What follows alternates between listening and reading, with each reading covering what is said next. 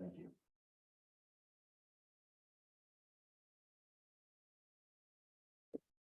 Okay, so my disclaimer here. So this presentation is for educational informational purposes only, not designed to be a replacement for formal accredited training from an appropriate source, such as the ISA track. That track stands for Tree Risk Assessment Qualification. It is intended for master gardeners to be able to recognize common tree defects and failure patterns and understand when to seek the guidance of a credentialed professional. Okay, so just want to put that out there that I'm not intending this to be a replacement for an actual course. That track course that I went through is about 2.5 days of 8 to 10 hours a day of intensive classroom and practical training for this. And it also requires that you're an ISA certified arborist and that you have at least 5 years of experience in the field. So a lot of these judgments are based on long-term knowledge. So we're going to kind of walk through the process, but again, I'm showing you when to seek help for that.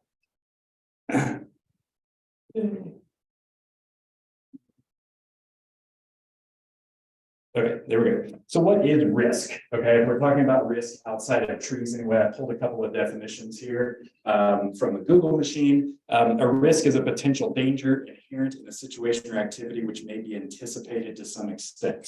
Okay, another definition, probability that a future event of undetermined duration may cause the loss of an object or other damage which does not depend exclusively on the parties involved. Those are pretty wordy to me, so I like to boil it down a little bit.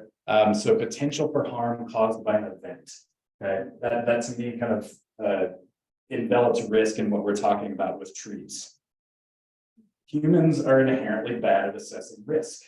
Okay, so some people overestimate risks greatly, and some people underestimate risk greatly. Some people vacillate back and forth between those two.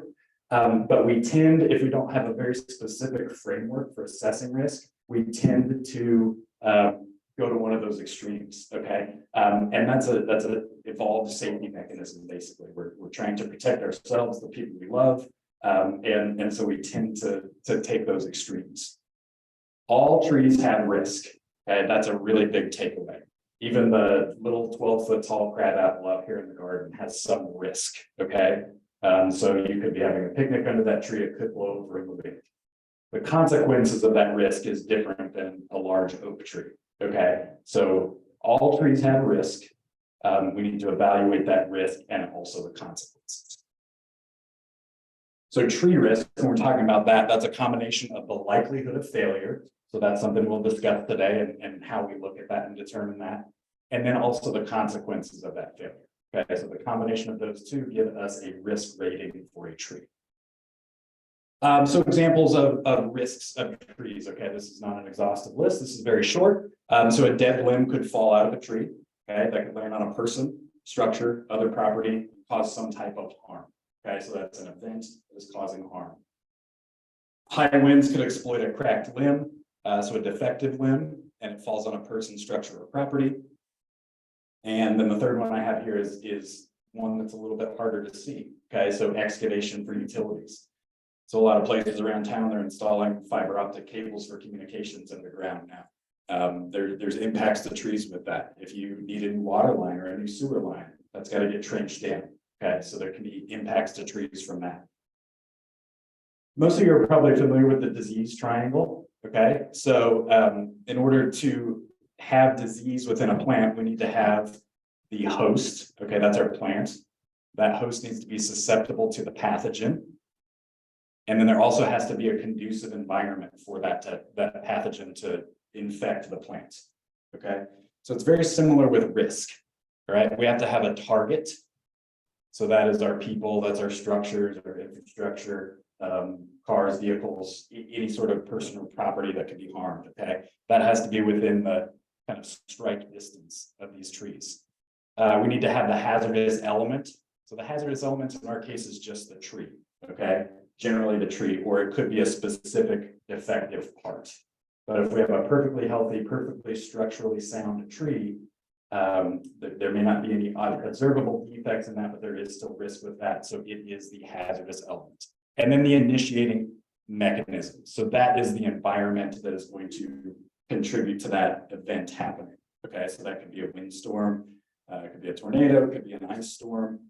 It could just be gravity, which is existing on that tree all the time. Okay, tree limbs fail on perfectly calm days, as well as in windstorms and kind of these violent events. So those are the three parts of that we're looking at for having a hazardous event. So what are we looking for? This is a non-exhaustive list, and I'll show you here in a couple of pages a much more exhaustive list. But things like dead limbs, it's really obvious. Okay, cracked limbs. So you know, a physical fissure or crack in the limb. Even worse if we get down onto the trunk, because that could affect the entire tree. We're looking for decay. Sometimes decay can be external, so we may have an actual cavity where we can see past the bark of the tree and there's a recess where tissue has decayed. Sometimes decay is internal and doesn't have really obvious external symptoms. So we can talk about a few ways that we can assess that. Codominant stems. Are folks familiar with what that is? So this is two or more limbs of approximately the same size, and they originate from the same location on the trunk. Okay, so we have kind of two different types of codominant limbs here. On the right side, we have one that does not have included bark. Okay, so where two branches meet, their bark tissue overlaps, their vascular tissue overlaps, and it generally creates a ridge. Okay, so that tissue points upwards. As codominant limbs grow larger and the space between them, this is a nice U-shaped branch union, okay, whereas this one is V-shaped. These two branches are very close together. And what happens when they do that is that branch bark ridge starts to invert, okay? And then what we have connecting those two limbs together is bark on bark, okay? There's no tissue branching between that bark inclusion right there, okay? That's just bark pressing against bark. So that makes it difficult, or it weakens the union of that tree because we don't have connective fibers between those two branch unions. Make sense? Okay. Other things we're looking for is tree vigor. Okay, so a really healthy, vigorous tree with a full canopy is going to be more resistant to failure than something that is stressed, that might be in its spiral of decline as it's aging in its life. Or canopy architecture. So there's a few things we look at here. The first one is live crown ratio. So this is basically just looking at the entire height of the tree and then looking at what ratio of that tree, of that height of that tree has leaves growing on it. Okay, so these trees have been heavily raised, okay, limbed up heavily over the structure. And so they have a very small live crown ratio. This is probably 1/3, I would say. 30 to 40% at most. Okay, we generally like to see at least 2/3 of that live crown ratio. We'd like to see at least kind of 65%. Okay, the biggest reason for that is center of gravity. Right. So think when we raise all of these limbs up, we're concentrating all of the or bulk of the mass of the tree up at the top. Okay, and so that makes it more likely to topple over. Okay, it makes the lever longer. When we have live crown ratio further down on the canopy, that's lowering the center of gravity, but trees are very dynamic organisms, and as they move in the wind, it's like walking on a tightrope. Okay, so if you have your arms extended out and down low, you have better balance than you do if you were to stand there with your hands over your head. Okay. And then unbalanced crown, you probably have all seen this. Either a tree gets shaded by another tree, and so it's not growing in a nice round symmetrical canopy. It's kind of off balance to one side. Or if we get storm damage, we see this a lot with Bradford Callery pears. Okay, so we lose 1/3 of the tree from storm damage, and the rest of that tree becomes more susceptible to wind forces and loading because of that unbalanced crown. Compromised roots are another one. So I mentioned trenching, that can be a big impact. We could have compaction as well. So we see this a lot in our park areas where I manage the trees because we have a lot of foot traffic. We might have vehicle traffic depending on the site of the park. Large events where we're bringing a lot of people and sometimes vehicles and things into those parks. So we look at and manage compaction pretty frequently, excuse me. Site changes. So things done to the site. These are a little bit tricky to see sometimes because you know, you might come disturb that soil and then place sod over it or reseed it. And it's sometimes not really obvious that there were changes in grade or excavation on a site. So, I tell my students in our horticulture that, this patient can't speak to us. We can't give it an interview. We have to look at things and observe and make assumptions and try and interview the property owner about what we're looking for. Okay. So site changes, things like cut and fill. So either we've reduced the grade and we've lowered the grade, and that can cause root disturbance. Or, a really common question I get is, can I place soil over surface roots that are growing up through the grass? Adding that layer of mineral soil on top of that is going to decrease the amount of oxygen that penetrates the soil, and that has a big impact on root health. And we've mentioned trenching. So weather patterns, we want to know what's normal for the area. Okay, so here in Northeast Kansas, we're certainly dealing with thunderstorms and with tornadoes, microburst potential for wet snows, ice storms, things like that. Okay, so those are things that we have to consider. We'll talk a little bit more about weather patterns when we get into the assessment process, but it's certainly something to be considerate of. We've definitely had 50 to 60 mile an hour winds in the last 2 weeks, a couple of days. So it's windy here. We know that. We need to build that into our assessments. Soil conditions, so soil texture, okay, sand, silt, clay. What the components of our soil there is it a waterlogged area? Is that soil overly dry? Those are all going to give us clues as to how this tree could respond. And then the last thing I'm looking at here is response growth. So response growth is a tree's growth in response to some sort of stimulus. Okay, so this first one here is a cross section of a large limb or a branch, and you can see how it is off center. Okay, the center of that stem or branch is up here at the top, and there's much more growth down here to the bottom. Okay, this is a response to gravity over time on a large limb. Okay, so tree fibers are very strong in tension when they're being pulled. Okay, they're very strong in tension, but they are less strong in compression. So when they get pushed, they can tend to buckle. So that's not to say that trees are weak in compression, because we build our houses with lumber, right? So we're building the structure of our house. So they can withstand compression to some degree. It's just not as strong as the tension. So think of a large limb on a tree, okay? And I'd like to consider this in relation to your shoulder. So you have muscles on top of your shoulder, and that is what helps me hold this arm up, okay? I also have muscles down here which help me lower my arm if I need to, but those aren't doing much to hold this limb up, okay? So what the tree does is, in response to that gravity, it puts extra wood tissue below that branch union to try and prop that up more, to give that more structural integrity, okay? And that's why it has less wood on the top, because that tension wood is strong enough to hold it on the top side, okay? So that's what we're looking for when we look at defects. We're looking to see how the tree is responding to that defect, because a defect generally is going to cause a reduction in structural integrity in the tree, and we need to see if and how the tree is responding to that. So another example, so this is what we want to see on a very large horizontal limb on a tree. We want to see that off symmetrical shape, okay? The other example I have here then is a wound response. So if we have a wounding event on a tree, so this is a large tree that a large codominant limb split off. We talked about included bark, okay? There's included bark down here all the way up to the top of that branch union, okay? So we do have some structural fibers on both sides of that, but we've got a decent percentage of where we should have strong holding wood in that union that isn't doing anything. And that's most likely the cause for this branch failure.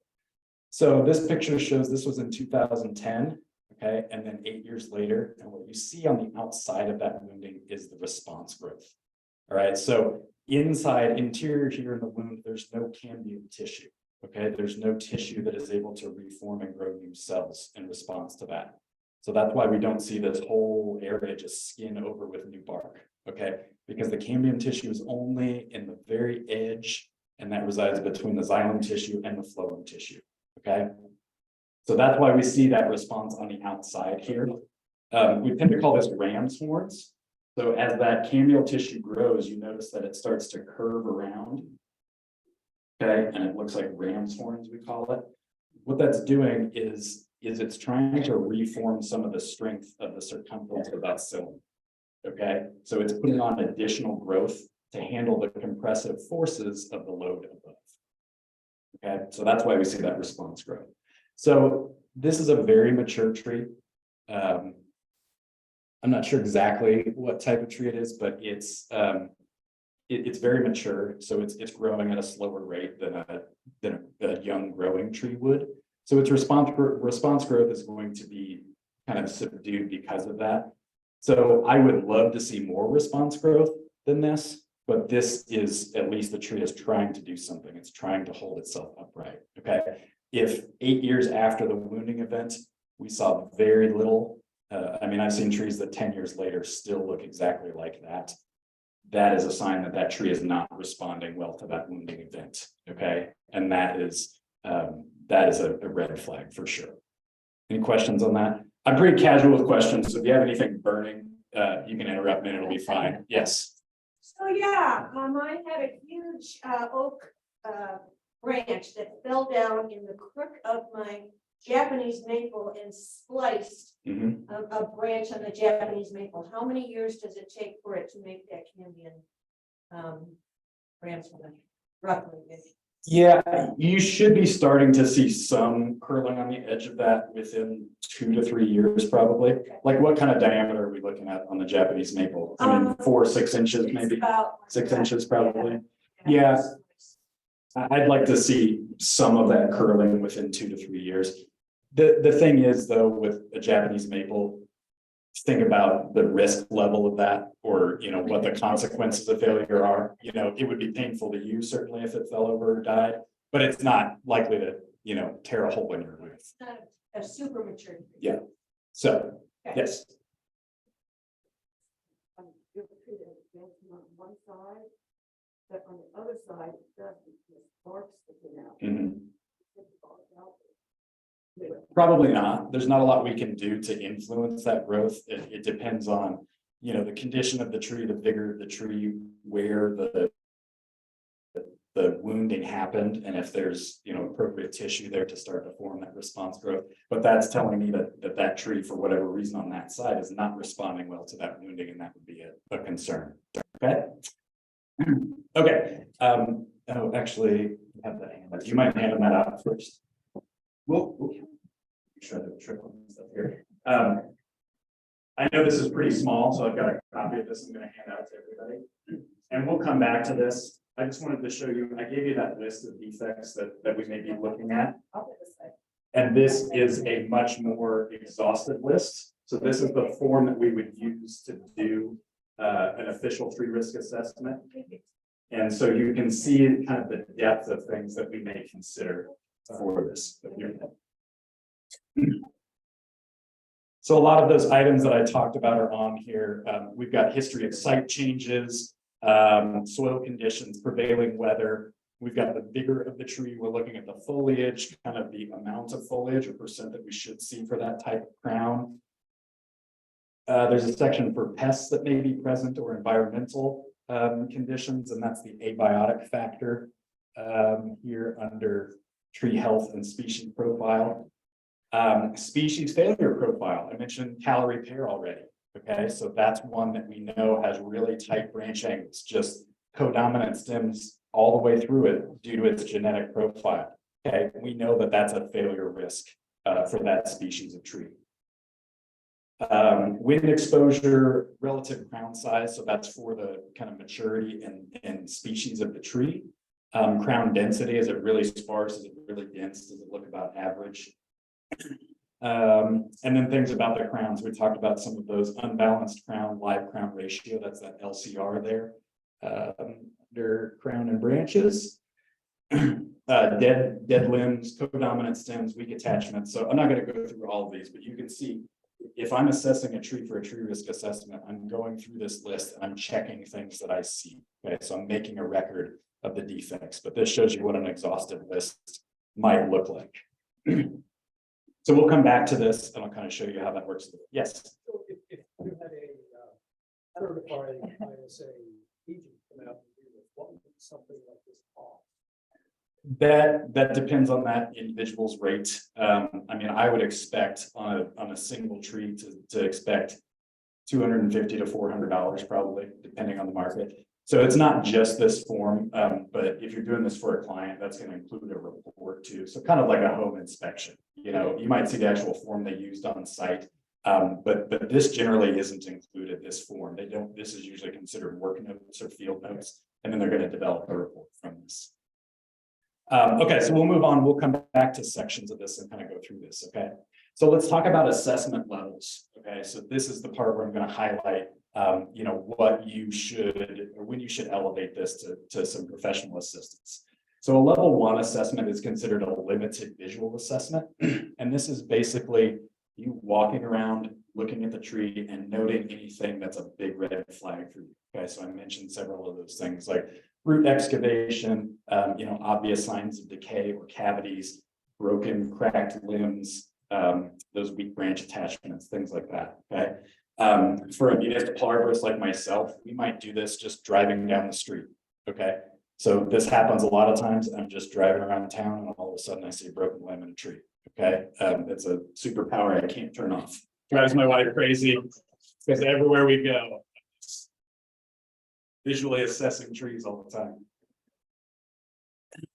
That's because I have a huge, we estimate we have like 33,000 trees that are on the right of way of public streets here in town. Okay, so we can't get out and go and walk around every single tree. So we rely on reports from property owners and people just out in the public, and then also kind of these limited visual assessments. This is generally pretty informal. Okay, so I'm not going to note every right-of-way tree that I do a limited visual assessment on, especially if it's in good condition. Okay, if there's something that's sticking out that's a red flag that I either need to do a mitigation option to try and correct a defect, or if we need to just monitor that tree, that's when we'll kind of put that into a formal process or report. For you all, I think most of you could probably do this type of assessment on your own property. Okay. I do not suggest that you lend your advice to folks on this, just for liability reasons. Okay. I don't even, I will offer advice just because I have some more experience to friends, but I don't have like a LLC or liability insurance covering this. So I do not do tree risk assessments for friends or even outside of my employees. Okay. So just kind of another caveat there. A level 2 basic tree risk assessment, that's what this form that I hand to you is for. Okay. So this is, like it says, a basic risk assessment. It's a formal process for assessing risk based on concerns elevated from that level 1 assessment. Okay. So if you see a cavity on a tree on your property, you know, that's the point that you might elevate this and seek some professional assistance with it. Documentation here, we're going to use that form that I handed out to you, and then from that we'll create a report. Okay, that is going to be more plain language explaining to whoever the owner or the manager of that tree is what the risks are, the defects, and then possible mitigation options. We'll use basic tools. You can see if this follows me. Sorry, that's why I'm walking slow. Basic tools. So a tape measure. All right, we need to measure the diameter of the tree. We can employ a soil probe. Okay, so we can take a soil core, see what the texture of the soil is, the soil moisture, things like that. Mallets are really good, especially if we have concerns that there's decay that we can't see. Okay, so you probably have all knocked on your wall to find a stud to hang a picture or a mirror, right? So you can feel when that's solid versus where it's hollow. We can do that with a mallet too. Okay, just your standard rubber mallet like this can work for a homeowner. You can get these at the hardware store for, I think, about $25. I bought this one on cotton, so it's really common. But it's got 2 different densities of rubber on it. So you can use that to pound the tree, and I mean, it will sound like a watermelon if there's decay in there.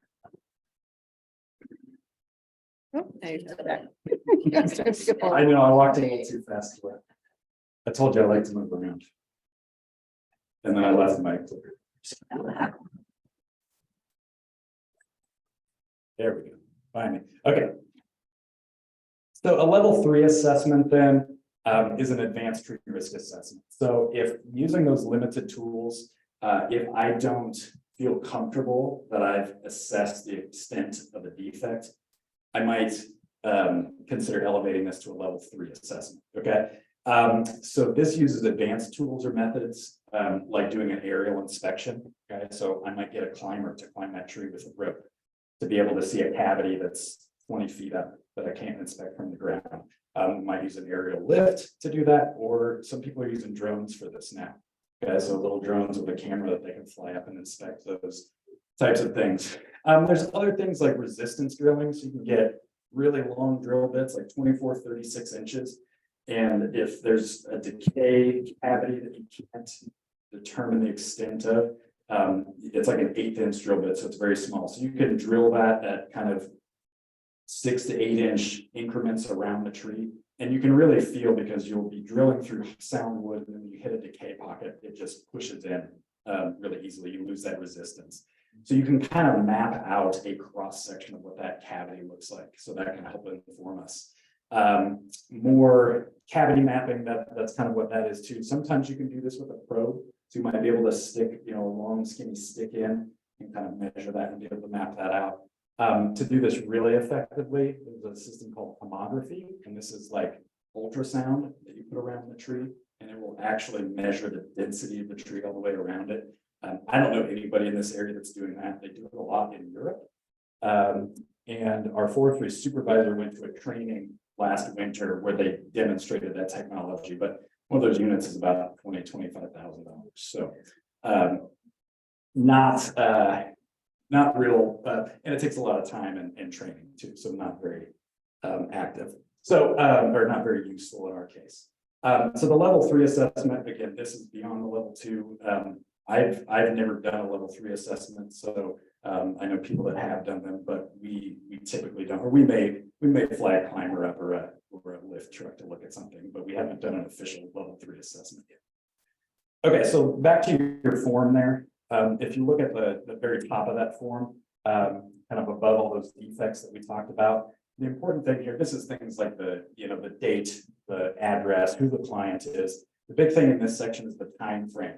Okay, so we're doing a risk assessment. We want to set a time frame that this assessment is gauging.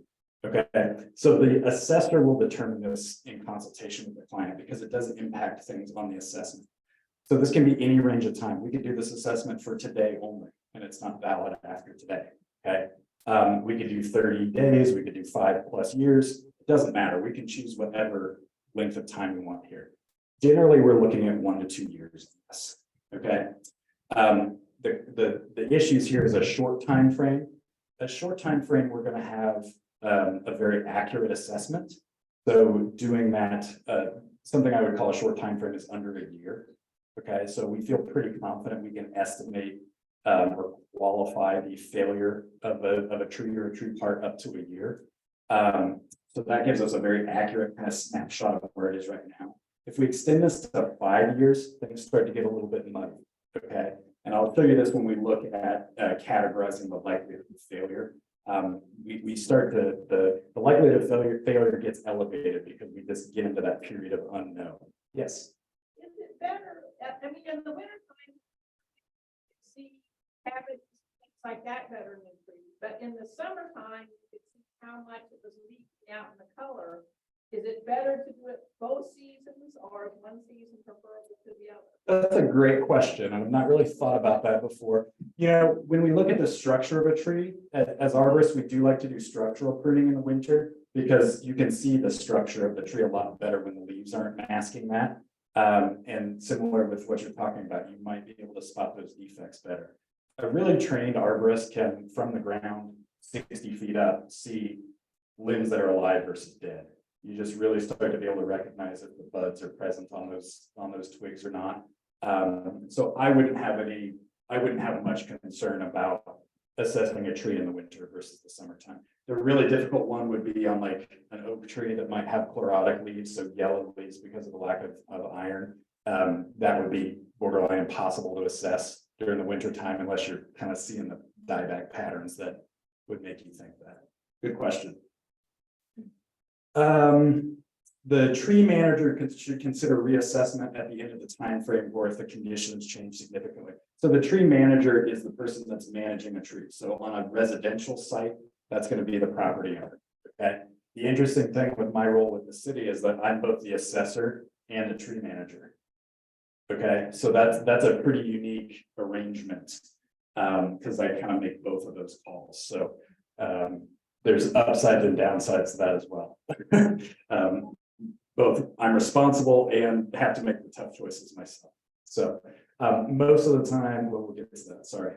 Okay, so let's move on to the target assessment. So this should be, I think this is on the back side. So flip your page over, it should be the top of the back page. Is it on the front? Okay, sorry, I don't have it in front of me. So, okay, so a target is something that's potentially harmed in an event. So this is that person, structure, vehicle, piece of infrastructure, something like that. The target description. So this is just describing what that target is. You can have the same target, but in different scenarios. So you might have a parked car versus the car that's moving down the roadway. Okay, or if it's on next to a sidewalk, next to a playground, you might have pedestrians moving by on the sidewalk, but then you might have children using the playground. Okay, so it can be the same target, but it might be in a different category or state, I guess. We want to look at the occupancy rate. So rare, occasional, frequent, constant. Okay, so for a structure, that's going to be constant. Okay, that structure doesn't move. All right. We deal with trees adjacent to parking on roadways, you know, in all parts of town. So up near campus where there's students parked there constantly from 8 to 5 on weekdays. Okay, that's probably frequent occupancy. If it's, you know, there's a car parked there a few hours a day or only overnight and that homeowner leaves every day, you know, that might be more sort of occasional. All right, so you just that's a judgment call here. Okay, you're looking around at how the area is used, using your observational skills to determine that. And then, sorry, mitigation. Is it possible to move the target? Okay, can we move it somewhere if it's a garden sculpture? Okay, and that's the only potential target in the area. Perhaps we can move that sculpture out of the way and kind of reduce the risk there. Or can we restrict access to that area? Okay, so in a park area, we might fence an area off while we wait to make a decision on something, or wait to get the crew there to remove that. So back to then, sorry, yeah, lower there on the front page. So the tree risk assessment process, looking at the site factors, defects, conditions affecting the likelihood of failure. Again, we're going to go through all of these and select anything that seems notable for that tree. So again, you can look at that there. For the folks on Zoom, we dropped that a link to this form in the chat box. So you should be able to follow along with that PDF. Moving on to the risk categorization. So I believe this is on the back. This should be on the top of the back page. So this is a description of the risks, okay, or a description of a description of the defective parts. So what I mentioned before, I'm going to bring this up again. Tree risk is a combination of likelihood of failure and consequences of that failure. So we're looking for the tree parts. This is the branch union, the trunk, the roots, whatever part we're seeing as defective, or whatever part would fail if that defect fails. The condition of concern, so that is the type of defect that we have. The part size diameter. So what's the largest part of the tree that's going to fall out of the sky if this fails? Okay, if it's the entire tree, that's going to be the diameter of the trunk of the tree. The fall distance is the height of the defect. So if we have a total tree failure, it heaves over out of the ground. That'll be whatever the height of the tree is. If it's a dead limb, that'll be the height of that dead limb in the tree.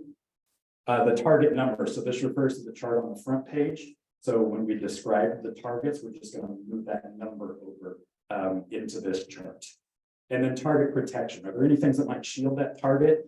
So other trees that might be in the way, or it could be other branches in that same tree. If that dead branch is way up high, is it likely that it gets hung up on the way to the ground? Okay. Risk categorization. So the last page was a description, and this is a qualification. And this is something really key to this process. This is a qualitative process, not a quantitative process. Okay, we are talking about likelihood of failure and consequence of failure. We're not saying there's a 60% chance that that could fail within a year. Okay, we're not putting numbers on this at all. We're qualifying this and describing the potential. We are not giving it a probability of happening. So likelihood of failure. This is probably the biggest reason why you need some specific training and experience for this. This is depending on an arborist's subjective opinion based on their experience of managing trees. Okay, so how things fail and the consequences of those failures. So there's no objective rating for this. If we have a bridge with the city, we can send engineers out to inspect that bridge, and they can tell us what the load, potential for that bridge is. Okay, we can't do that with trees. These are unique living organisms, and everyone is different. And every piece of wood fiber has different load characteristics and all of those things. So this is a very subjective process because there is no objective data on these items. These risk categorizations are based on normal conditions. Okay, so we definitely want to consider what could happen under that tornado, that microburst, that ice storm, that wet snow. But that's not how we're categorizing our risk.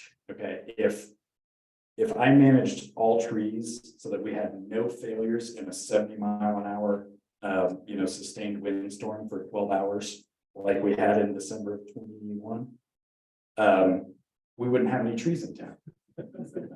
Okay, so we did have a tree failure in that storm, and it fell and it did damage a home. It was pretty minor damage. But that's, that homeowner had called me out before to look at this tree.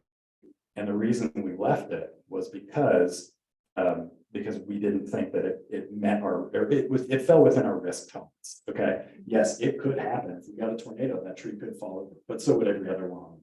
Okay. So you don't bat 1,000 with this. There's definitely things that you don't anticipate, but you're making all these observations, you're recording things so that we can kind of back that up with. Yes. I'm fascinated by this discussion because we have abilities, when you get admitted to an ICU, we do what's called an Apache score, and we can determine your probability of mortality upon admission. Right. So, but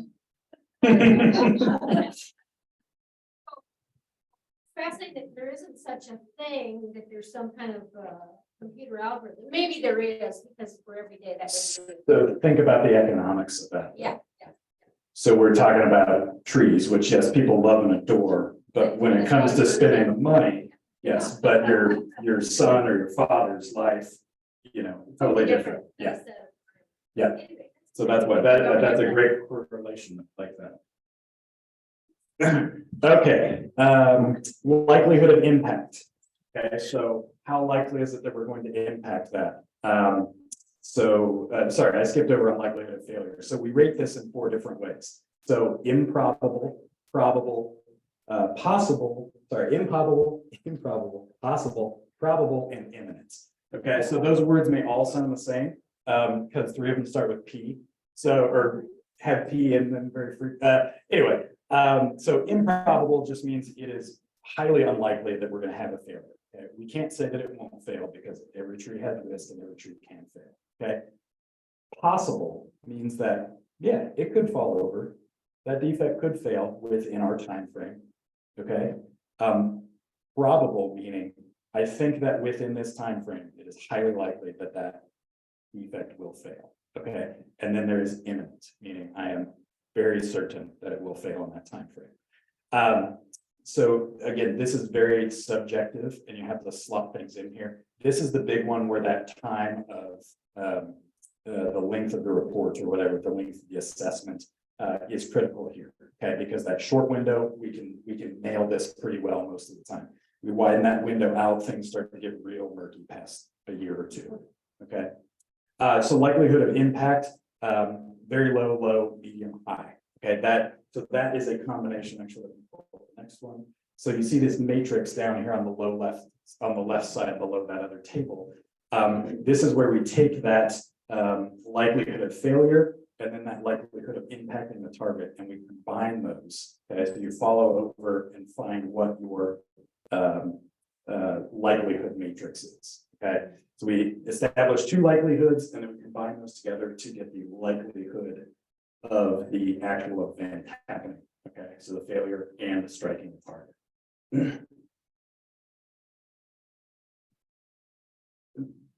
Okay, and then we look at consequences, okay? So we have our likelihood of failure and then we look at the consequences. And this also is subjective, but we can work through it certainly.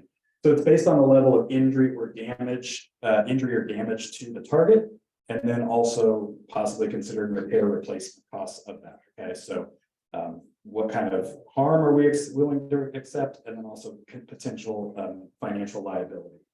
So something like damage to a gutter is not a very severe consequence. Okay, roof replacement, that is going to be a higher consequence. Okay, that might be a significant consequence. And then a severe consequence might be, an entire structure being demolished. Okay. If we look on, damage to a person, so laceration, so some cuts and scrapes, minor consequences, broken bones, those are getting to significant consequences, and then clearly death of someone would be unacceptable and be a severe risk or a severe consequence, excuse me. Okay, so it gets a little bit morbid when we're talking about these things, but this is what we're dealing with, so we need to consider it. So we take those, we take the likelihood of failure, the consequence, and that's determined individually for each condition. Okay. The assessor determines the risk rating, so that's me. So I take all of these observations and do these subjective judgment calls, and I determine a risk rating. Okay, that risk rating then, we find that from this chart here. So we have our likelihood of impact that we determined from the other chart. We have the consequence of failure, and we put those together, and that gives us a final risk rating for that tree part. Okay, if we have several different ones of these, we run this for each one. Okay, so I think we have up to four on this chart. You might have one, you might have four, you might have 10. Okay. What you'll see is that extreme risk is very rare. Okay, we have to have very likelihood of impact, of damage and impact, and then we also have to have severe consequences. Okay, so this would be something above that children's playground that's occupied all the time, a very large part that could kill someone. Okay, we don't see this very often. I've had, I think, one tree in the city in 8 years I've been with the city where I literally called the streets crew and had them put up barricades and close the street. Okay, that's happened one time. You have a question? Did I say a hand raised? Yeah, okay. So the assessor determines the tree risk. So this is what's being communicated to the tree manager in the report. It is then up to the tree manager to decide if that risk is within their risk tolerance or it exceeds their risk tolerance. Okay, this is where a lot of people get tripped up because they hired somebody to give them a report and to tell them what to do. And that's not what this process is meant to do. Okay, this is meant to inform the tree manager so that they can make an informed decision based on their risk tolerance. Now, if a tree ends up as severe, we're telling somebody to cut that tree down.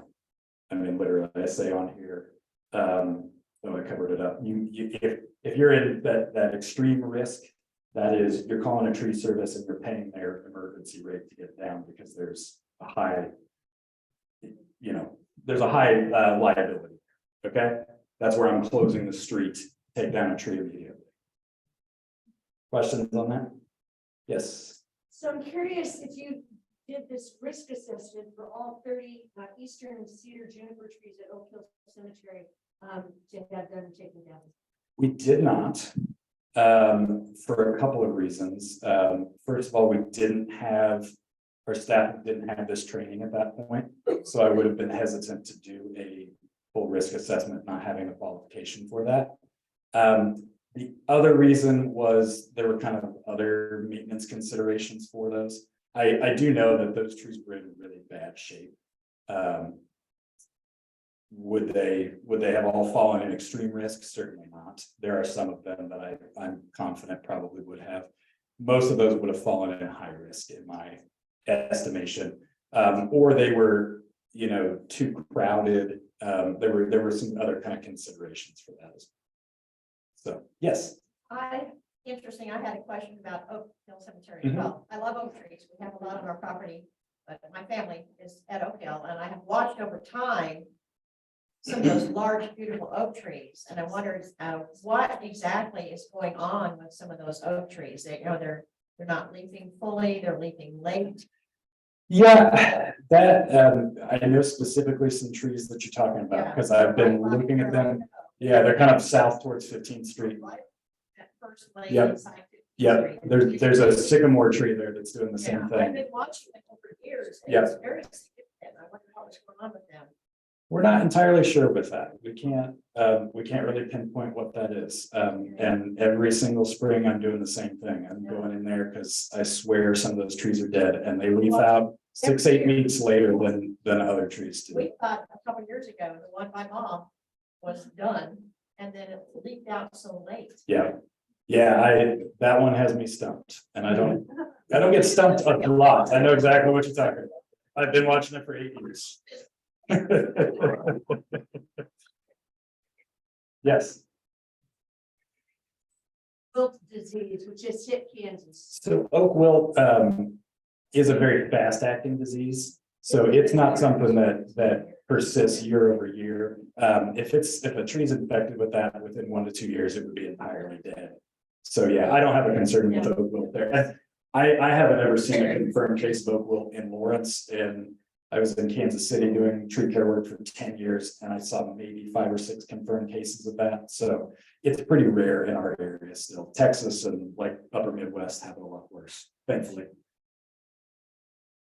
Okay, so the last thing then on your chart there, the last thing we'll look at is mitigation options. So we're also giving the tree manager options for mitigating those risky or defective parts. Okay, so this might be removing the dead wood, cutting out the affected part, reducing load on the defects, or doing a weight reduction or shortening the length of that defective limb, so that we're shortening the lever and the forces on that defect.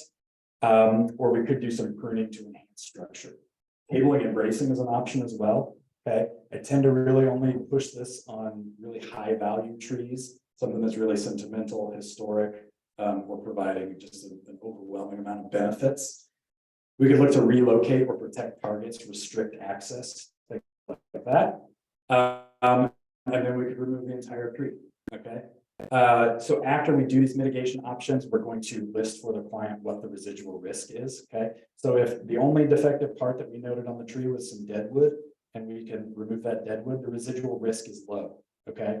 If it's a defect that we can't prune out because it's on the main stem of the trunk, okay, but there's a branch attached at that point, we can shorten that branch, okay, reduce the load on the defect. So that is going to reduce the risk, but it's not going to eliminate it effectively. Okay, so we're doing this for every defect that's listed, and then what the residual risk would be for that. Okay, because that helps inform the client kind of what the risk would be after they do these mitigation options. Okay, the only way to zero out the risk is to remove the tree. Okay, so that's a consideration. To summarize here, wrap it up, and we'll take some time for questions. And if we've got time, I can show you kind of a case study of one of these that I've done. But I wanted to get to questions. So all trees have risk. Okay, we can't eliminate that. It's a combination of the likelihood of failure and the consequences of failure. Seek a professional opinion or a basic assessment if that level 1 visual assessment raises concerns. Okay. Encourage others to seek your professional advice if asked your opinion. Past that first level. Okay. The assessor determines the risk and mitigation options. The tree manager determines their risk tolerance and then selects those mitigation options. Okay. And trees have value, and this should be concerned with weighing the risk tolerance. One of the most interesting things about this training, this track course that I went through, was I was worried that going to this was going to make me condemn more trees. Okay.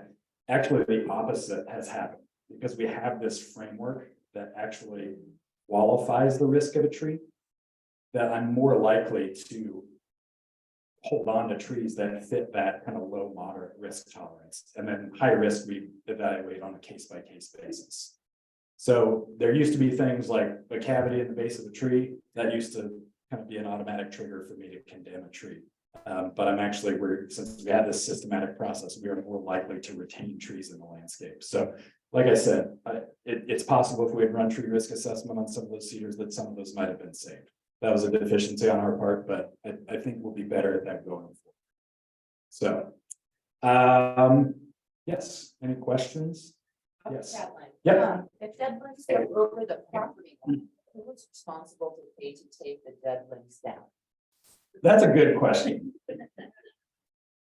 So it depends on where the tree resides. If the tree is all the way on one property, okay, it would be that property owner's liability if something fell and struck, fell onto the other property and caused harm. If the tree straddles the property line, then it's shared. Okay, both people own that tree equally, no matter how much is on which side of the property. As a property owner, you do have the ability to go and trim trim limbs to the property line without permission, as long as you're not causing like undue stress or damage to that tree.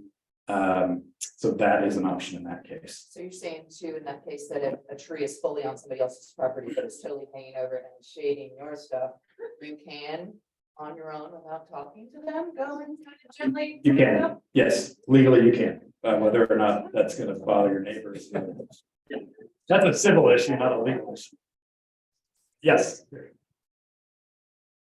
Now, with these new jungle gyms where they trap the things between the two trees.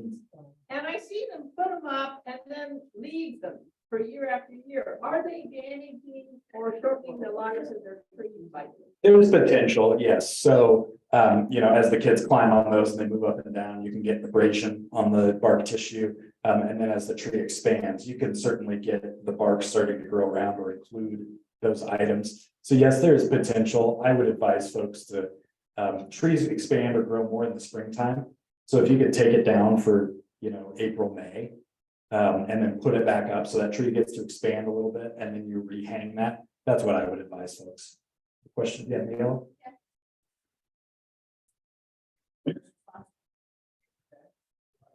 Yeah, it depends where you are in town. So the width of the right of way depends on what streets you live on, all of that. So the best way is to just call our office and we can give you a determination on that. Yes, right here. I appreciate the information you provided for us today. It's been very interesting and it kind of validates one thing that the arborist told me is we have birch trees and trees. And one of the big branches came off and I thought they should like cut that off at the base. And they said, no, it's better to leave that. So that's good. But I also have to admit that I did not realize that this session was about trees causing risk when they fall on us. I thought it was going to be about trees at risk. Because I have like a 30+ foot spruce tree that's losing a lot of its needles on one side, and it's where a whole lot of birds live, and it's right beside our house, and I love it. And so I guess I'm going to have to use my master gardener and go try to figure out if there's some way to save it. Interior needles, or are they losing all the way out to the tip? Oh, yeah. Okay.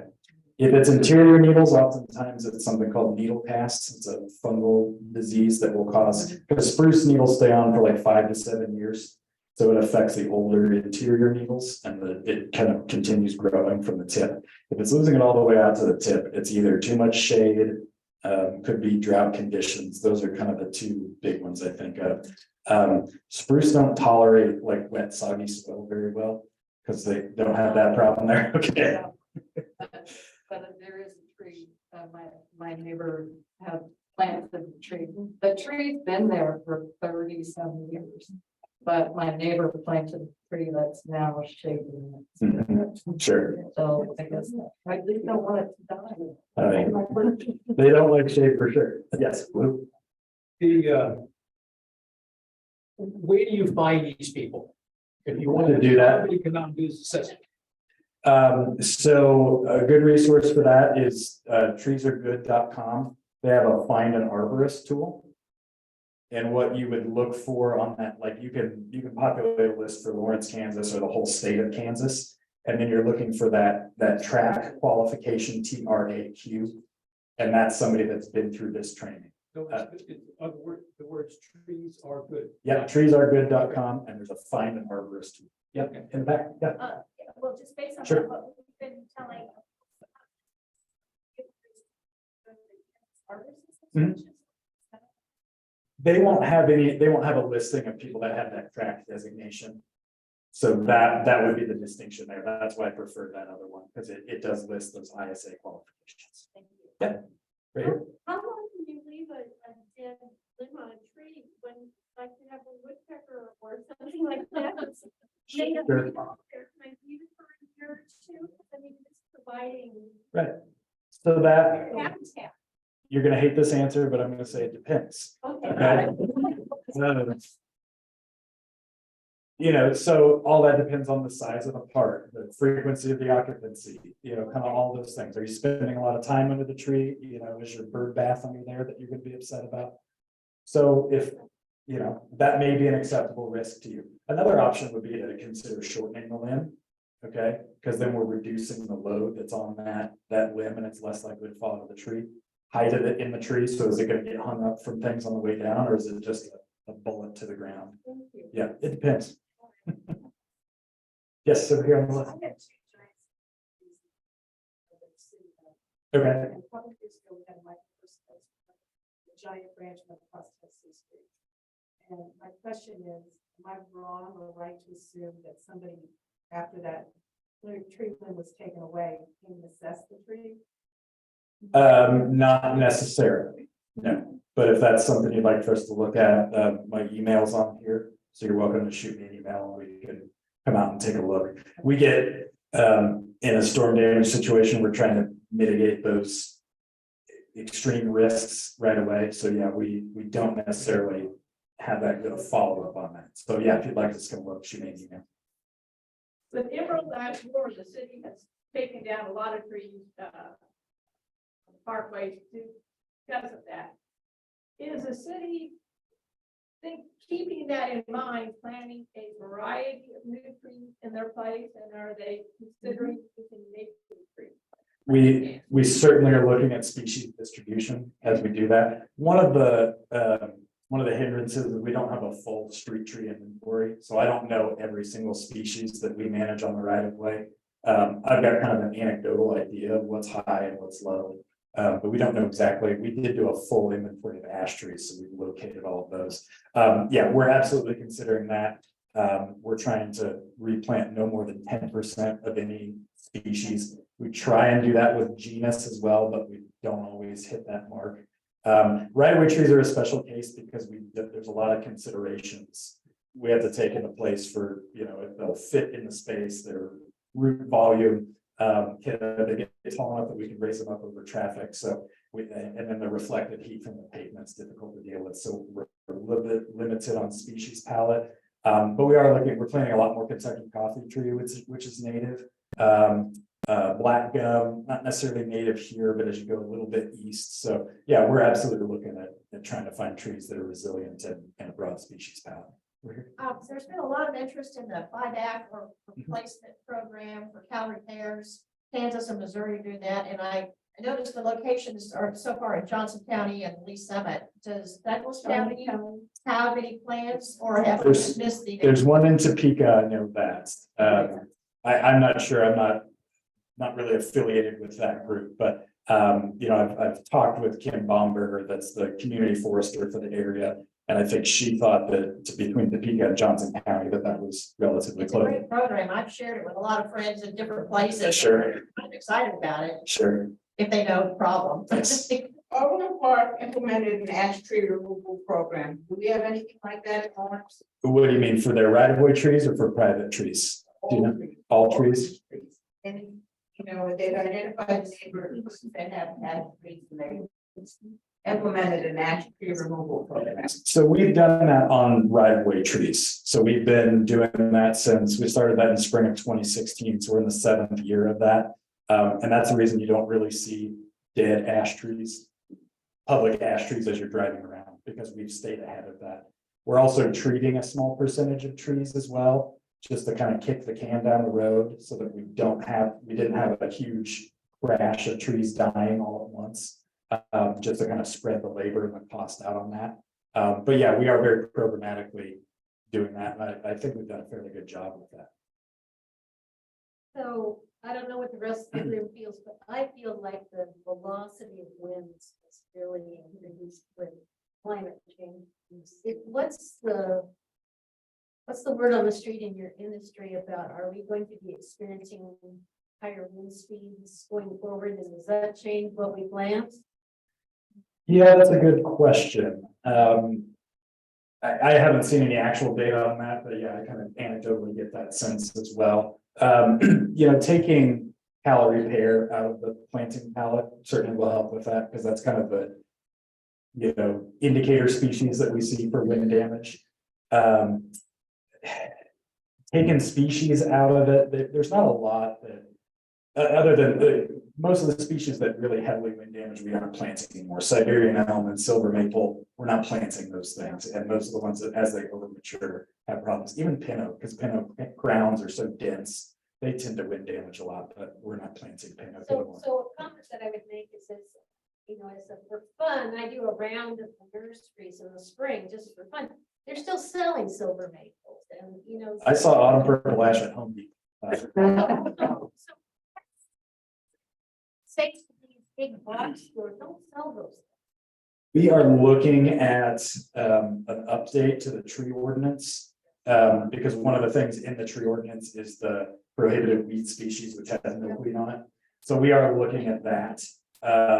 And we may consider, like with ash and calorie pair, we may consider a prohibition on that, but that's sticky politically, because there are some tree farms in the area that want to sell those, or that have those in their production lineup. And so there would be pressure against that, absolutely. But absolutely, in an ideal world, we would. Yes. For a high area. Like really exposed, no protection, high on a hill kind of, or Right north of Gilchrist School. okay. And it's like a tornado out. Yeah. So Kentucky coffee tree would be one that I would consider. It has a really big bipinnate compound leaf. So a single leaf on a Kentucky coffee tree is about 26, 28 inches long, and has lots of little leaflets on it. And because those leaves are so big, they're really sparsely branched.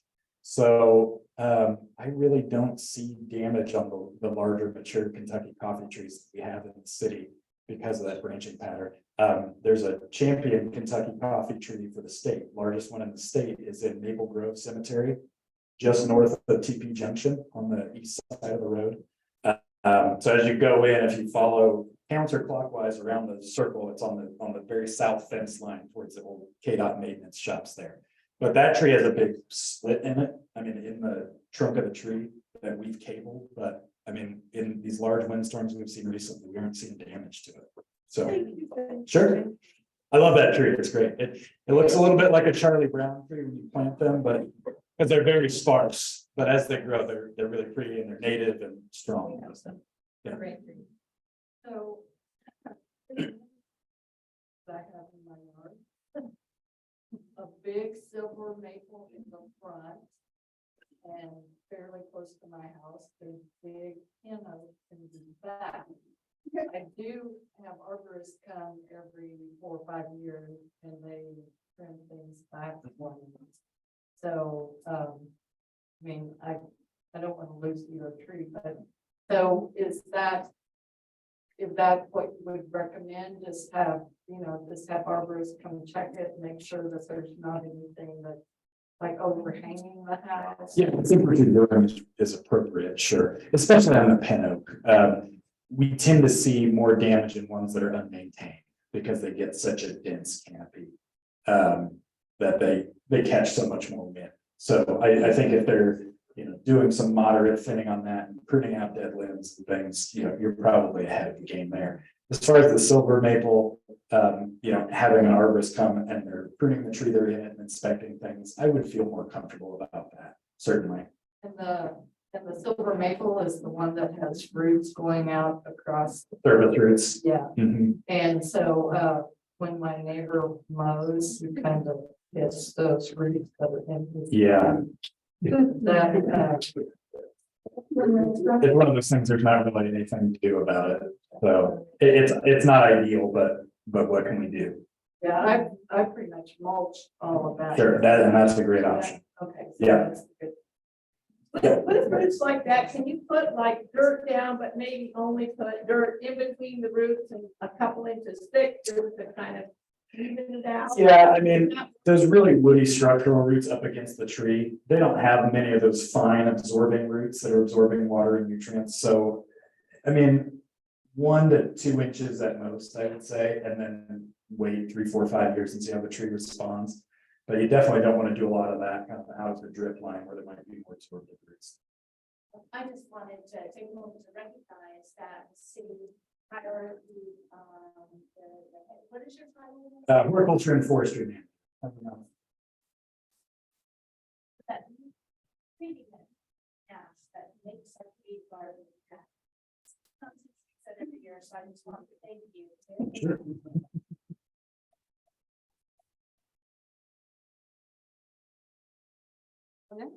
Any more questions? Nope, we got it. Thank you so much. Yes.